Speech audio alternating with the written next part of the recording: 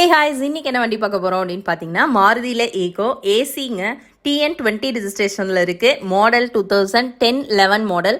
Number of owner second owner ஸ்டேட்டஸில் இருக்குது. வெறும் 1,07,000 கிலோமீட்டர் தாங்க வண்டி ஓடி இருக்கு. ஸோ வண்டி பாருங்கள், வண்டி ஃப்ரண்ட் அண்ட் பேக் சைடில் எல்லாமே பாருங்கள், பக்கா ஃப்ரெஷ் லுக்கில் இருக்குது. டயர் பாயிண்ட்ஸ் எல்லாமே பாருங்கள், உங்களுக்கு புது டயராகவே இருக்குது. 4 டயருமே புது டயர் தான். இன்டீரியர் பாருங்கள், உங்களுக்கு ஏசி இருக்குது. ப்ளஸ் வந்து பார்த்தீங்கன்னா ஃபுல்லாகவே இன்டீரியர் எல்லாமே பக்கா தெளிவாக இருக்குது. இந்த லெஃப்ட் சைடில் இருக்கிற டோரில் மட்டும் ஒரு சின்ன டேமேஜ் இருக்குது. ஸோ அது மட்டும்தான். மற்றபடி வந்து மியூசிக் சிஸ்டம் ஆகட்டும், இதாகட்டும் எல்லாமே பக்காவாக ஒர்க்கிங்கில் இருக்குது.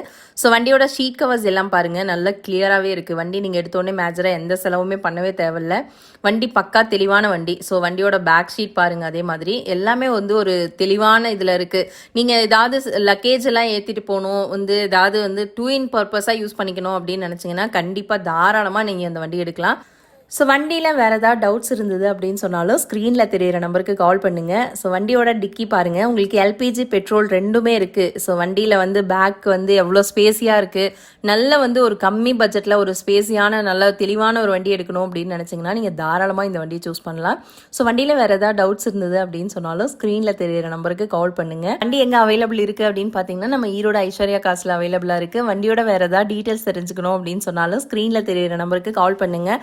வண்டியில் எந்த டென்ட்டோ ரீப்ளேஸ்மெண்ட் எதுவுமே கிடையாது. வண்டி ஒரு எக்ஸலண்ட்டான கண்டிஷனுங்க. நீங்கள் வண்டி நேரில் வந்து பாருங்கள். வண்டி பிடிச்சிருந்ததுன்னா ஒரு டெஸ்ட் ட்ரைவ் பண்ணி பார்த்துட்டு நீங்கள் ஒரு அட்வான்ஸ் போட்டு புக் பண்ணிக்கோங்க.